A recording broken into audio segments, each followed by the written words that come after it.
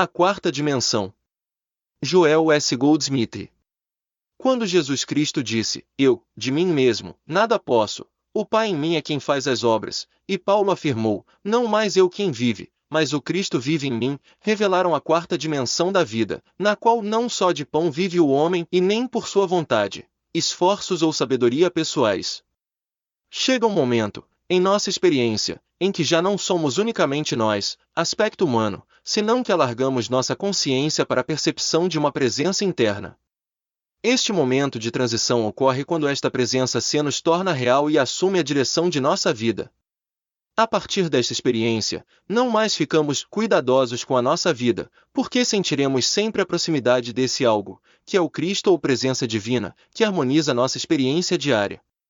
Nesta experiência de transição, deixamos de ser meramente seres humanos, que elaboram os próprios pensamentos, planejam as próprias vidas e resolvem seus assuntos particulares, para atingir um nível de consciência em que sentimos realmente esta presença interior. Vivemos, então, como se nos houvéssemos separado um pouco de nós mesmos, digamos, uns 2 ou 3 centímetros, passando a observar, como simples espectadores, o modo como estamos vivendo. Se neste momento estamos na esfera profissional, veremos que nos chegam outros negócios dos quais não somos responsáveis, ou seja, sobre cuja realização não fizemos esforços pessoais. Se formos escritores, músicos, etc., receberemos ideias e temas com os quais jamais havíamos sonhado e que inspiradamente nos chegam do íntimo. Saberemos, então, que não os estamos gerando, mas que são dados por uma graça interna. Estão, se empenhados num trabalho espiritual, de cura ou pregação, veremos que os pacientes e estudantes nos serão encaminhados, mas será o Espírito que sanará e ensinará. Compreenderemos, então, vivo, mas não eu, senão que o Cristo é quem vive minha vida. Meu Pai trabalha até agora, e eu trabalho também. Em tal estado, convertemo-nos no instrumento consciente de ação da consciência divina. Então compreendemos a citação do Mestre, não eu quem faz as obras, mas o Pai que mora em mim é quem as faz. Jesus queria significar que de seu próprio conhecimento ou esforço ele nada podia fazer, senão que era a atividade da verdade, em sua consciência, que tornava possíveis os milagres de cura, de conforto ou de alimentar multidões. Vimos a ser, pois, o veículo através do qual a vida vive a si mesma ou o mensageiro levando a divina mensagem. Saberemos que já não estamos vivendo a própria vida, senão que a presença e o poder a estão vivendo, fazendo de nossa instrumentação humana o seu modo de expressão ou meio de atividade. Esta vivência nos permitirá entender claramente porque o Mestre disse, eu e o Pai somos um, mas o Pai é maior que eu.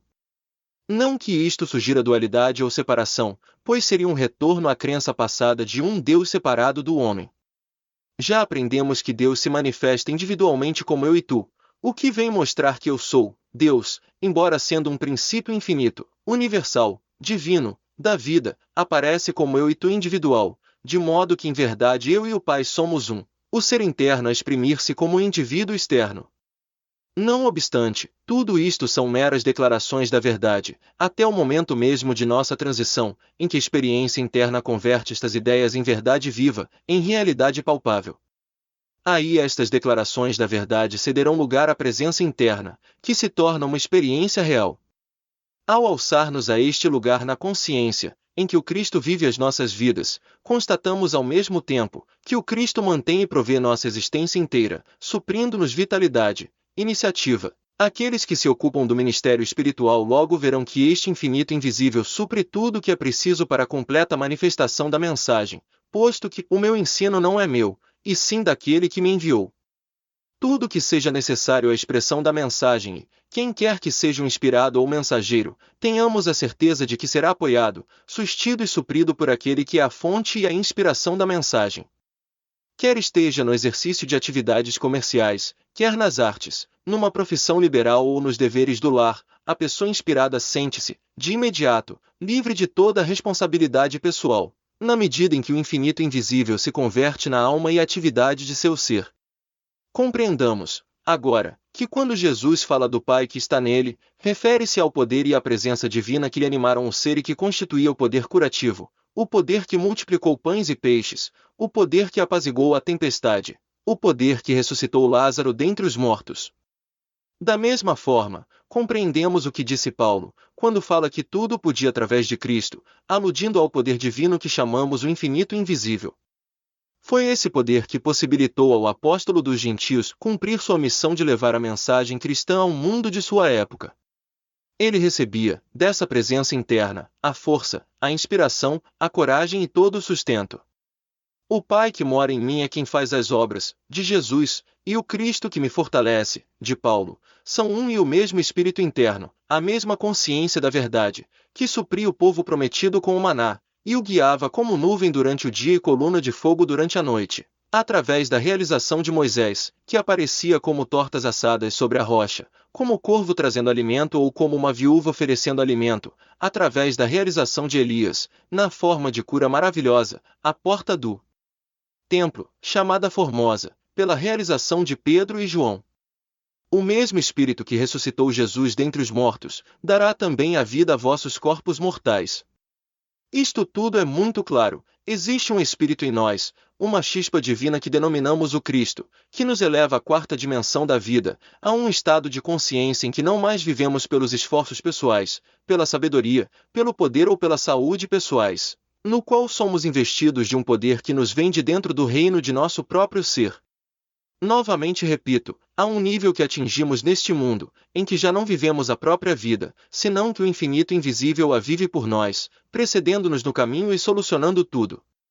Ele nos acompanha como a fonte e a atividade de nossa vida diária, revelando-se como água, maná, alimento, proteção, segurança e saúde.